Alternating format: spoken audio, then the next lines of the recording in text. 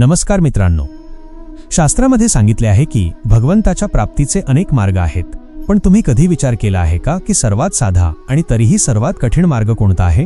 आजच्या या विशेष व्हिडिओमध्ये आपण जाणून घेणार आहोत महान त्यागी बाबा जुमदेवजी यांच्या अशा विचारांबद्दल ज्यांनी लाखो लोकांचे जीवन बदलले। जर तुम्ही सुद्धा सत्याच्या शोधात असाल तर कमेंटमध्ये महान त्यागी बाबा जुमदेवजींचा विजय असो नक्की लिहा। बाबा जुमदेवजींनी नेहमी एकाच गोष्टीवर भर दिला, तो म्हणजे परमेश्वर कुठे बाहेर नाही तर तो तुमच्या कर्मात आहे। ज्याप्रमाणे आपण ग्रंथांतून नीतिनियम शिकतो तसेच बाबांनी जीवनात नीती आणि नियमांचे महत्त्व समजावून सांगितले। बाबांचे मानणे होते की नीतीशिवाय जीवन व्यर्थ आहे, सत्याचे पालन करणे हीच खरी भक्ती आहे। लोक मंदिरांमध्ये देवाला शोधतात, पण बाबांनी शिकवले की आपल्या कुटुंबाप्रती कर्तव्य निभावणे आणि कोणाचेही मन न दुखवणे हीच खरी ईश्वर सेवा आहे। बाबा म्हणायचे, सत्यामुळेच भगवंताची प्राप्ती होते।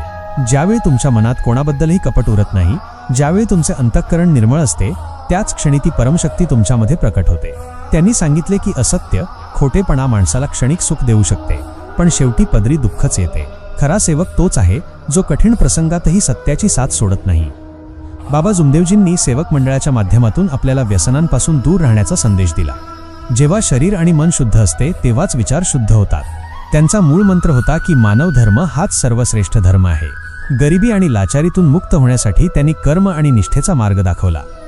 मित्रांनो, बाबा जुमदेवजींचे विचार आजच्या धावपळीच्या जीवनात एका प्रकाशासारखे आहेत।